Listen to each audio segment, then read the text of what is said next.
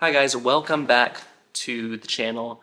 Today I just want to do something chill. I just want to do a quick little tier list today. I spent like a week editing a video about another topic, only for as soon as I posted it to get immediately taken down. So if you saw that, no you didn't, and I didn't feel like re-editing it.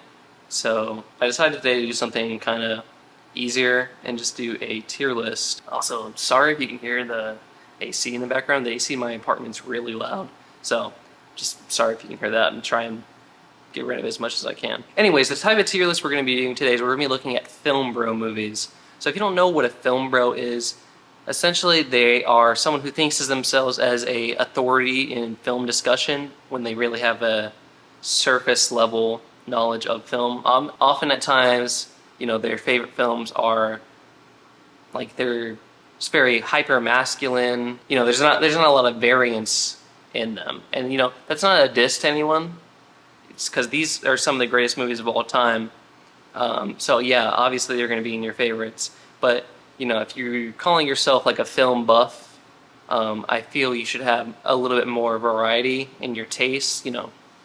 A lot of films like in the film bro canon are post 1970. There's nothing from before 1970, so you're missing like a whole half of the history of film there.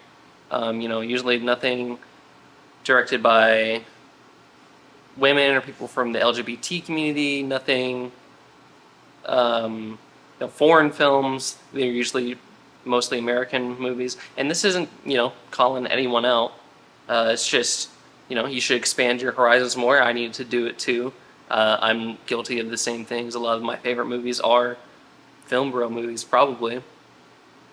But yeah, just, it's really the attitude that makes you a film bro rather than what you like. If you can acknowledge that what you like is basic, then you're good. But if you're trying to act like something like The Dark Knight is, an underrated gem, then, that's probably making you a film bro. Or if you're looking down on others for not having your favorite movies in their favorites, then you're being a film bro. So I think that's enough explanation. We can just get right into the list. First, let's go through the tiers. There's masterpiece for the movies that are genuinely masterpieces, perfect, 10 out of 10. Great, which is 8 or 9 out of 10. They're almost perfect. They're really good movies, but something stops them from being like in your top favorites. Above average. So that's a movie that is pretty good. You have a good time watching it. You're probably gonna rewatch it one day, but it's not like in the upper tiers. It's just 3.5 out of 5 or like a 7. It's like a good movie. Then we have meh, which is like an average thing, like not bad, not too good. You're probably gonna forget about it as soon as you're done watching it. 5 out of 10, something like that. And garbage is anything like it's self-explanatory. It sucks. It's garbage. It's trash. Most of these movies probably aren't going to be in the garbage category just because they're famous for a reason. Because they're well-made movies. It's nothing about the quality of the movie themselves. It's just the attitude and the fans surrounding them. And I have blind spots. So these are film bro movies that I haven't seen, so I can't really give my opinion on them. Fight Club, Drive, Donnie Darko, both Kill Bills, Inception, and Lord of the Rings. Yeah, I haven't seen the Lord of the Rings trilogy. But anyways, let's start ranking. Not going in any particular order, just like whatever order they randomly generated in when I was downloading them. Alright, let's start with Whiplash. Whiplash is a great example of a great movie. Fantastic performance by J.K. Simmons, one of the best performances of the decade. Great performance by Miles Teller too. It's not on the level of J.K., but it's still a good performance. I'm actually a fan of Miles Teller. I know he's kind of a controversial. I know he's kind of a controversial person, but I actually like his work as an actor. I think I'd like to see him in a lot more stuff. Damien Chazelle is also one of my favorite modern directors. I'm actually sitting in front of, you can't see it, but it's a La La Land poster, which is one of my favorite movies of all time.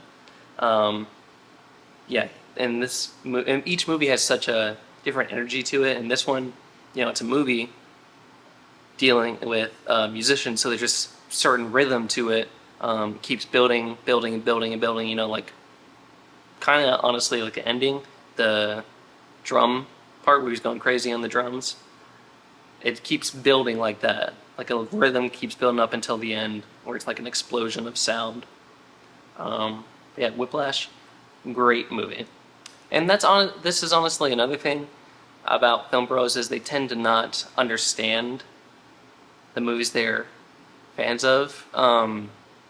Because, I personally see Whiplash as a sad story. It's a story about how far are you willing to go to achieve your dreams, and is it worth it at a certain point to put your life on the back burner so you can achieve what you want to do for a living, what your dream is. And he deals a lot with that in his films, especially in La La Land and Babylon. But a lot of people will view the ending of Whiplash as a happy moment, when I don't really think that's the case. And there's a couple other movies on here where the themes of them are kind of misunderstood by their audience. One of which, for example, is Scarface. I actually just watched it for the first time like last week, and it lives up to the hype. One of Al Pacino's best roles. He's obviously one of the greatest actors of all time. The accent's a little goofy, but I can get past that because the story is pretty great. What I like about it is it's not really a fall from grace, because Tony Montana isn't really a good guy. Some film bro protagonist, people like to get protagonist and hero mixed up. Just because you're the protagonist does not make you the hero of the story. You're just who the story's focused on. There's guys like Tony Montana. Later we're going to talk about Patrick Bateman, Henry Hill. A lot of the guys in these movies are the protagonists, but they're not really heroes, and they're not even anti-heroes either. They're just bad guys who we're following. So you aren't really supposed to idolize them. That's a problem with Homelander too on The Boys. So that's a common thing with film bro movies, is idolizing the wrong aspects of the character. You're not supposed to empathize with Tony Montana. Or you're supposed to empathize with Tony Montana. You're not supposed to see him as a good guy. Then we have one that is probably gonna make some people mad, because I see this a lot on favorite movies of all time, TikToks and stuff like that. It's actually one of my girlfriend's favorite movies of all time, so she's probably gonna be mad at me when she sees this. I'm gonna put Interstellar in the meh category. Fantastic soundtrack, fantastic visuals. Christopher Nolan's a great director. He is not a very good writer, I don't think. I think a lot of his story success comes from working with his brother. But yeah, the writing in this, I'm not really a big fan of. I absolutely hate the whole thing of love being the thing that transcends time and space. Because up until then, it's a pretty in-depth sci-fi movie. There's a lot of science babble, as they say. It's pretty realistic, and then you get into that, the other beings thing. I'm just really not a fan of that. And I think there's a lot of clunky dialogue in this. Yeah, I just really don't have the same level of love for it that everyone else does, but I still like it as a movie. I guess I could put it in above average. I actually will move that. But it's not anywhere close to one of the best movies of all time, I don't think. I think that is a vastly overrated movie. And we'll say the same thing with this one, which I feel comfortable putting this one in meh. Scott Pilgrim vs. the World. I don't dislike Edgar Wright. I actually really like Shaun of the Dead. That's a great movie, I think. This one just didn't really click with me. There's some funny moments in it. I particularly like Chris Evans' character and Scott's roommate. But the more I rewatch this, the less I like it. It's kind of like the opposite of something growing on you. This one's falling off for me. I really don't know how to explain it. Something about it just doesn't work for me. Alright, let's do the first of the Tarantino movies. There's a couple of different Tarantino movies on here because he is the film bro director alongside Christopher Nolan. Just because they're the most, accessible. And they're great directors, that's not taken away from them. It's just they are the most out front, basic um, male directors that for people to be a common fan of. So let's do Reservoir Dogs. I'm gonna say above average. This is his first movie. It's been a while since I've seen it, so maybe I need to give it a rewatch. I like the editing style. You know, the non-linear storytelling. The non-linear storytelling. I like all the performances. I especially like Steve Buscemi. He's a very underrated actor. I think he's one of my favorite like character actors. He's great in this. Not really a fan of Tim Roth's performance in this for some reason. I think it's just kind of hokey. Um, but the dynamics between all of them, and there's a lot of great tension build up in this. Once you see it and you know the story, know who everyone truly is, and a great ending too. It's not among one of his best, I don't think, and it's not fair to expect that from someone's first feature film. But yeah, still an above average movie. Okay. Let's see. Now let's do a first of our actual masterpieces, The Godfather. What more can you say? It's one of the greatest movies of all time, one of the greatest stories of all time. Pacino does a great performance. Marlon Brando, beautiful looking movie. You could pretty much use every single one of these frames as a painting. I don't have Godfather Part 2 on here, but that's also a very good movie. The Godfather is just classic, and it's been talked to death about how great it is, so I can't really add too much. Yeah, you know what? Let's get it out of the way. There is going to be one garbage tier on here, Zack Snyder's Justice League. I'm not a Zack Snyder fan. Sorry to all the Snyderverse fans. He just does not do it for me. I think he doesn't understand the characters of Batman or Superman. I think he made very poor adaptation. Sorry about that. My memory card got full, so I had to change cameras. So now I'm filming this on my phone. But anyways, yeah, I am not a fan of Zack Snyder. I think he messed up both Batman and Superman. He made the mess that DC's in kind of right now. Hopefully they can turn it around with the upcoming Superman film, which I have a lot of hope for, but we'll see. But yeah, this just felt super self-indulgent. It didn't need to be 4 hours. You could have honestly released it as 2 parts. Didn't need to be in the different aspect ratio. It didn't need to be. You don't need to have a black and white version. It reeks of pretentiousness to me, and taking itself more seriously than it needs to be. And that's not saying you can't have serious superhero movies, but for what you've established in this universe, it doesn't need to be this, super serious, super dull, super bleak atmosphere. That's not what people want to see from a superhero movie. I guess maybe some people does, because that's what got the movie made, but I don't think the end product was necessary. I don't think either versions of the Justice League movie are really competent as films. It took me like 3 days to watch it when it first came out, and I haven't really wanted to revisit it since. I think most of the actors were pretty badly cast. Ben Affleck could be a good Batman. He was just given not really enough good material to work with. Henry Cavill could be a decent Superman. I don't think he's the best person for the job, but again, bad material to work with. Overall, it's just like, why? This is the opposite direction to go in. If you want to differentiate yourself from Marvel, that's fine. But this is not, I think, the best adaptation of these. This is not the best way to use these characters. And I think overall, just the whole DCEU / Snyderverse was just a big failure. They put the wrong guy in charge. Okay, let's get away from negativity and let's go to another masterpiece, The Social Network. One of my favorite movies of all time. I love The Social Network. I think Jesse Eisenberg does a great job as Mark Zuckerberg. I don't really care that the movie probably isn't very accurate to real life. That isn't very important to me. Just as long as it's entertaining, a good movie. And this is that. The soundtrack by Trent Reznor and Atticus Ross. That's fantastic.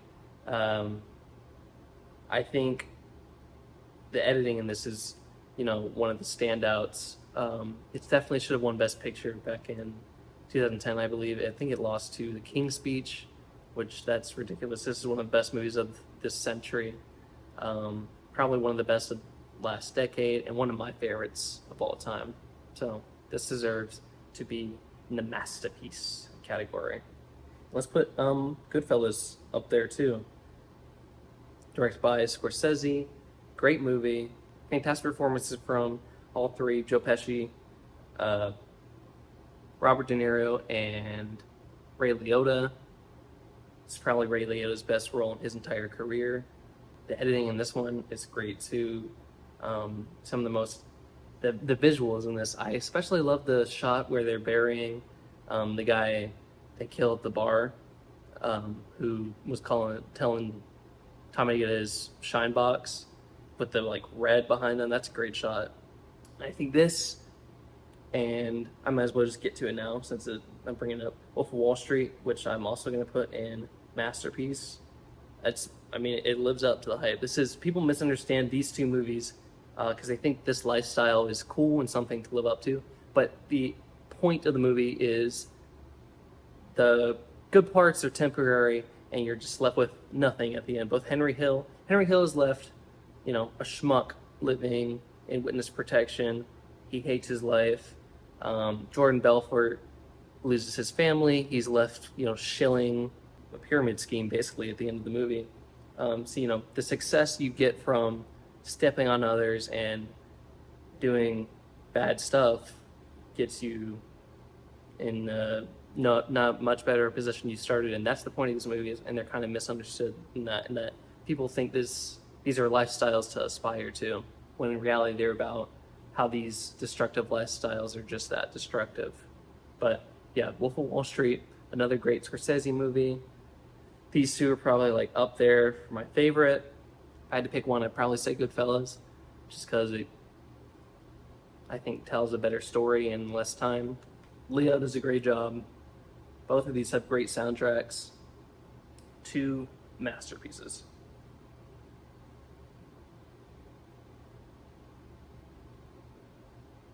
Now we have another controversial one, Clockwork Orange. I'm gonna put in the meh category. Not my favorite Kubrick. I'd say my favorite is definitely The Shining, followed by Eyes Wide Shut. This one, great lead performance by Malcolm McDowell. Besides that, nothing really for me to sink my teeth in. Just nothing about it really clicks with me. I think overall, to me, it was just a pretty forgettable experience. Maybe I need to rewatch it. It's been a long time, and I know it's kind of blasphemous to say that, but I just really don't really have too much to say about it, just because I watched it and then I pretty much forgot most of what happened right after. Then we have Joker, which I'm going to put in above average. This is like the most controversial movie for some reason, or it was when it came out. People thought it was going to lead to like terrorist attacks and stuff like that. It was for incels. It was a movie about hating women. It's really a movie about like mental health and how society disregards the lower class. Obviously, it is a homage, some people say ripoff, of Scorsese's movies, particularly Taxi Driver and The King of Comedy. I just think it's an interesting direction to take the Joker character. It wouldn't be my first choice if I was making a Joker movie, but it looks very good. I love the coloring on it, how everything looks super like blue and just dour. Except when he becomes Joker, that's when everything becomes like super colorful. I think that is a great choice. The score's great. Joaquin Phoenix is a great performance. It's just a good movie. It's not one of the best of all time. People took it too far in that extreme as well. I think there was just a lot of fighting over something that really is just a decent movie that didn't deserve all the controversy that they got. Pulp Fiction, I used to say masterpiece. I think I'm gonna just leave it at great for now.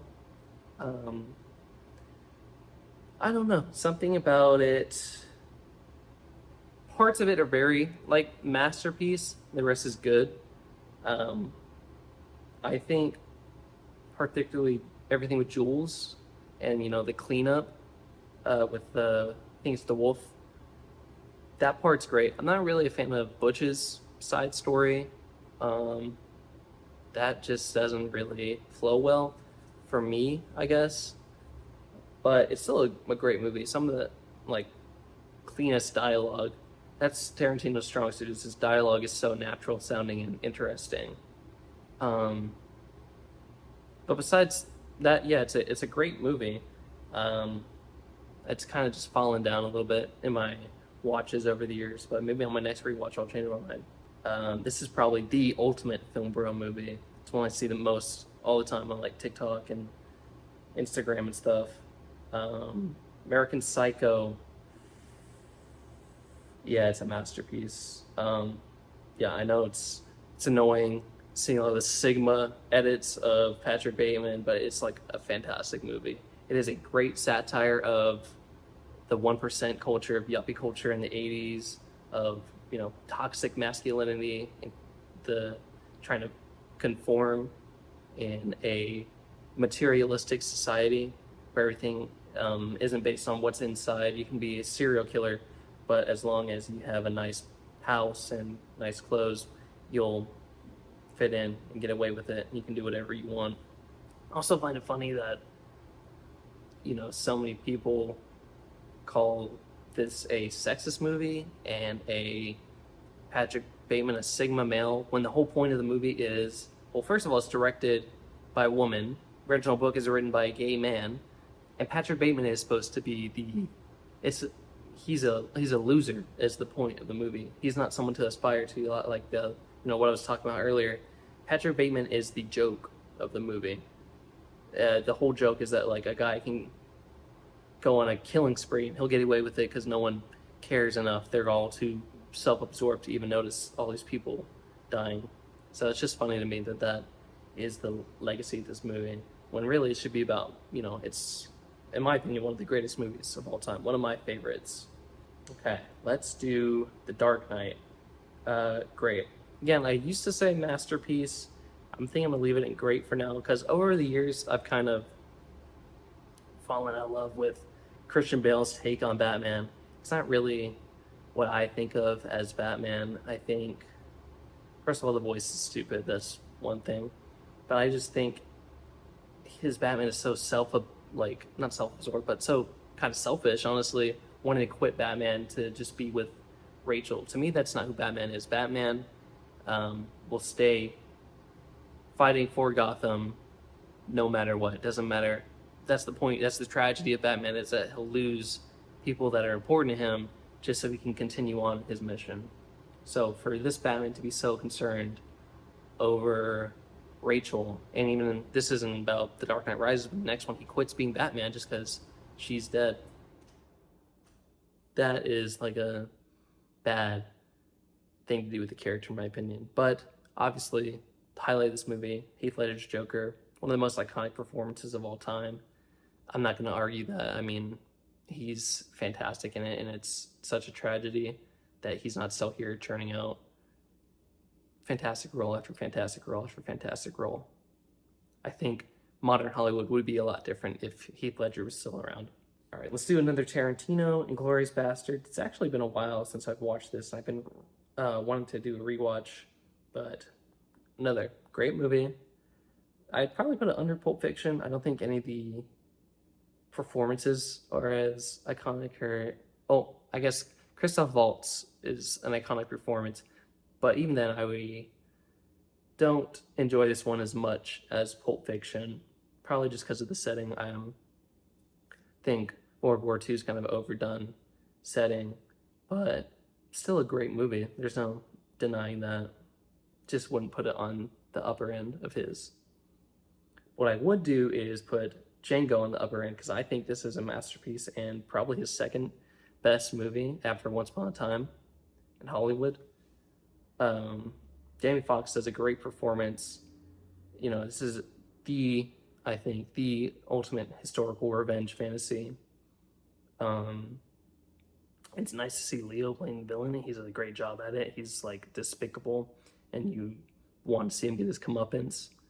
Um, Soundtrack's great. It's like a send up to classic spaghetti westerns, but yeah, seeing it's like it boils down to it just being cool, seeing like a badass story of a slave getting revenge and getting to be the hero of the story. All right, almost done. We're gonna put Taxi Driver in great performance by Robert De Niro. I wouldn't put it in masterpiece just because I think it is paced a little bit too slow for my liking. It's intentionally slow pace to get a slow burn of the mental deterioration of this character. But for just me, it runs a little long, but it doesn't take anything away from it. It's still a great movie. And Blade Runner 2049, I'd say the same. Just paced a little poorly.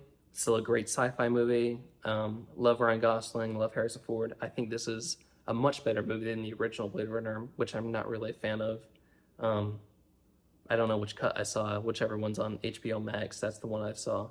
But that one just didn't really connect with me, so I thought, oh, this one's not going to be any good either. But it was great, fantastic visuals. Denis Villeneuve is like the sci-fi director of this generation. So I would say, honestly, you can just jump right into this one and check it out. You don't have to watch the original Blade Runner unless you really want to. Maybe I should do a rewatch of it, but I think that's every movie. So here is the final tier list. And masterpiece, we have Godfather, Social Network, Goodfellas, Wolf of Wall Street, American Psycho, Django Unchained. And great, we have Whiplash, Scarface, Pulp Fiction, The Dark Knight, Inglourious Basterds, Taxi Driver, Blade Runner 2049. And above average, we have Interstellar, Reservoir Dogs, Joker. In meh, we have Scott Pilgrim and The Clockwork Orange. In garbage, we have Zack Snyder's Justice League. And that's going to do it for today's video, guys. If you like this video, please subscribe and leave a like. Leave a comment down below on what you agree or disagree with in this tier list. What would you move around? What movies would you add to the Film Bro canon? And yeah, just let me know what your thoughts are.